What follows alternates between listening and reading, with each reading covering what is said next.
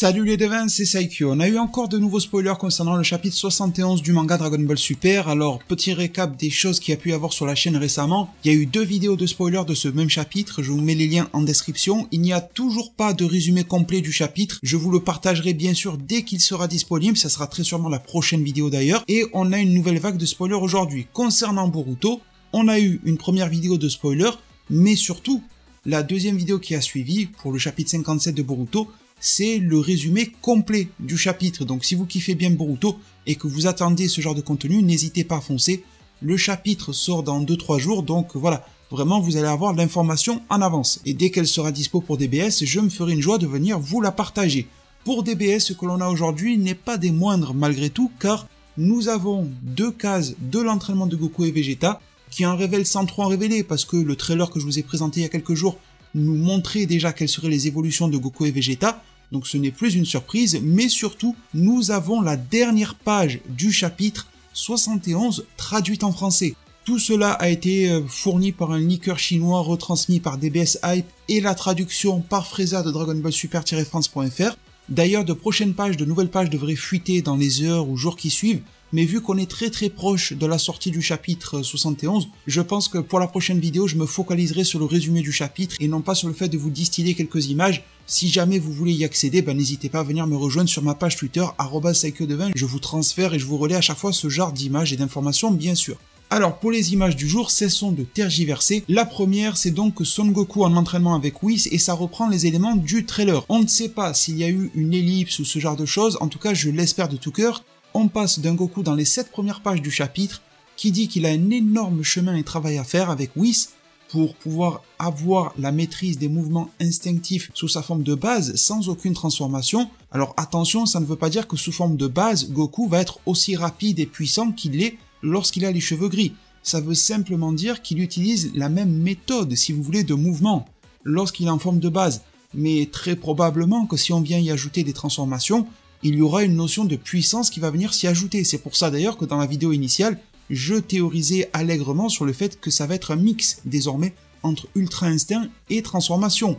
Et que l'Ultra Instinct aux cheveux gris pourrait toujours exister tel que Whis le dit en dernier recours. Sur cette dernière phrase, je ne fais que citer les propos de Whis. Enfin bon, ce que l'on constate ici, c'est que Goku peut tout esquiver les yeux fermés, venant tout de même d'attaques du bâton de Whis, manipulé par Whis lui-même. Donc moi j'ai aucun souci avec le résultat de cet entraînement-là, j'espère juste que ce n'est pas trop hâtif. Genre en 2 pages, c'est bon, j'ai compris, j'ai déverrouillé ça, allez Whis c'est parti, envoie-moi ton bâton, je vais l'esquiver dans tous les sens. Faudrait qu'il y ait grand minimum, je pense, 1 mois, vraiment grand minimum, 1 mois de différence entre le début et la fin du chapitre, mais si ça pouvait monter à 2-3 mois, ça serait plutôt pas mal.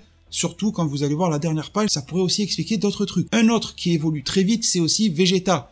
On voit que Vegeta est passé de petits cailloux qui étaient plus petits que son doigt à un énorme morceau de cascade ou de falaise sur la planète de Beerus qui a été littéralement annihilé par Vegeta. Alors Vegeta n'en est pas au niveau de pouvoir Akai une planète comme Beerus peut le faire, et le morceau qu'il vient de détruire représente plusieurs fois la taille d'un être mortel, donc il y a quand même matière à faire.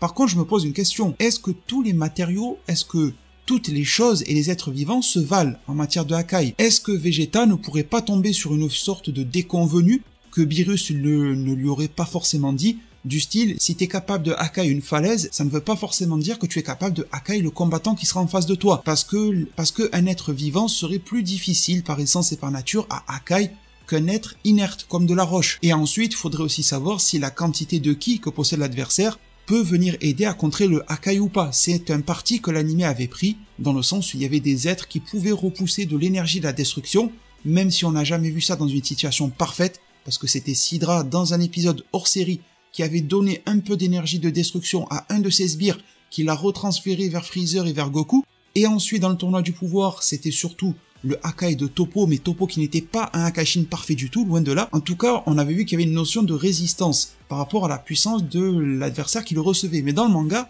le Akai c'est le Akai, dès que tu te le prends, c'est foutu. Sauf dans le cas où Goku l'a fait sur Gatai Zamasu, mais Goku vient de reconnaître qu'il faisait un Akai raté. Donc lorsque le Akai réussit, comme Vegeta le fait, y a-t-il une notion de résistance selon le matériau ou le type d'adversaire qui lui fait face? Ce qui pourrait venir alors atténuer ses progrès, c'est-à-dire oui, t'es capable de péter un gros rocher, mais en termes d'être vivant, peut-être que sur Granola, ça va pas prendre, parce que suite à son vœu, etc., il pourra le bloquer.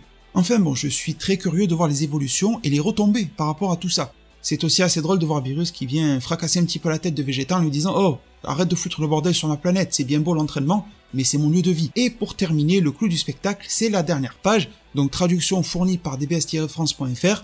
On se retrouve sur la planète Céréales. Bien évidemment, j'ai rajouté de la couleur, j'ai modifié, retourné les images pour pas avoir de problème de droit d'auteur, parce que sinon après je vais recevoir des strikes, je vais finir en prison, vous allez imprimer des t-shirts, libérer Saikyo et tout, on va plus s'en sortir.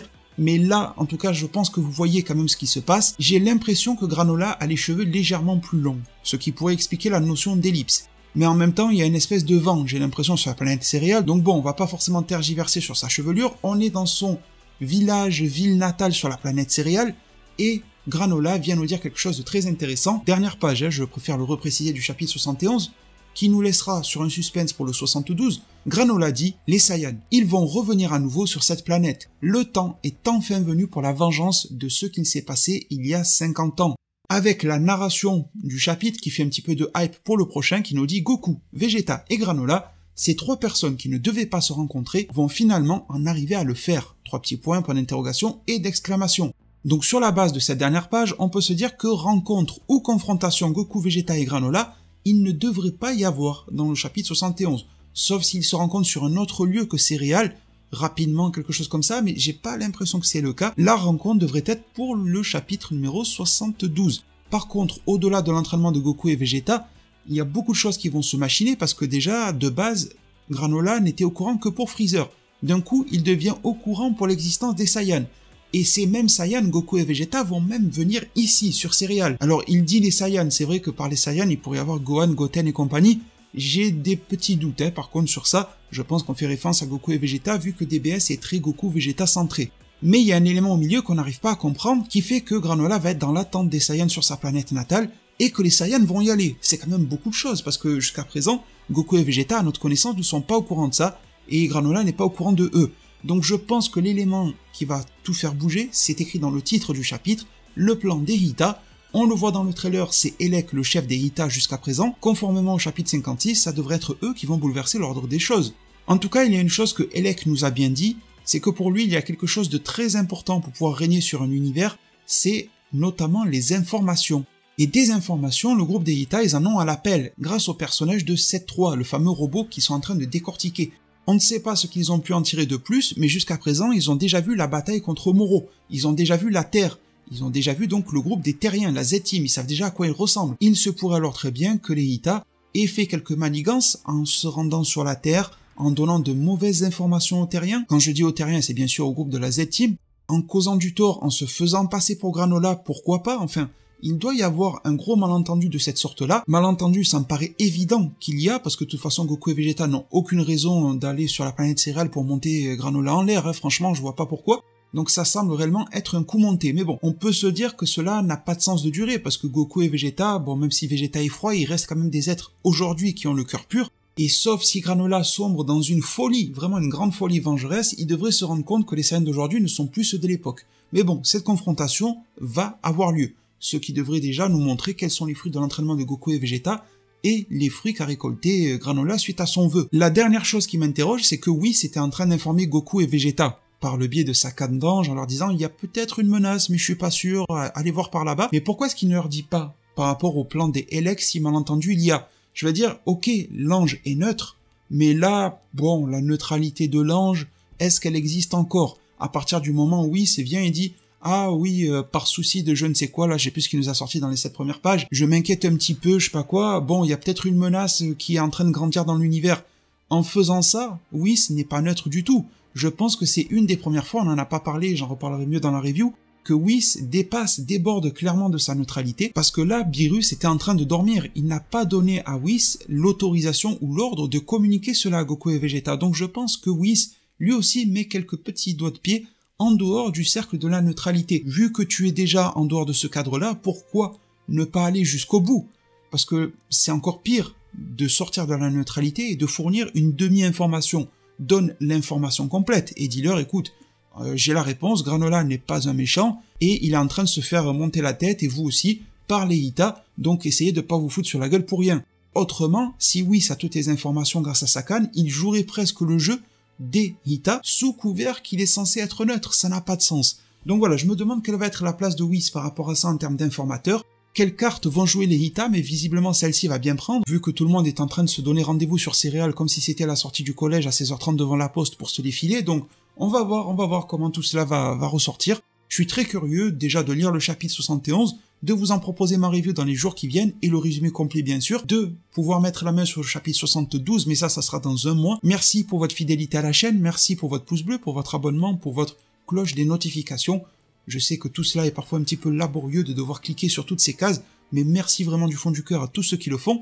Prenez tous extrêmement bien soin de votre futur, et à plus pour de prochains arts divinatoires.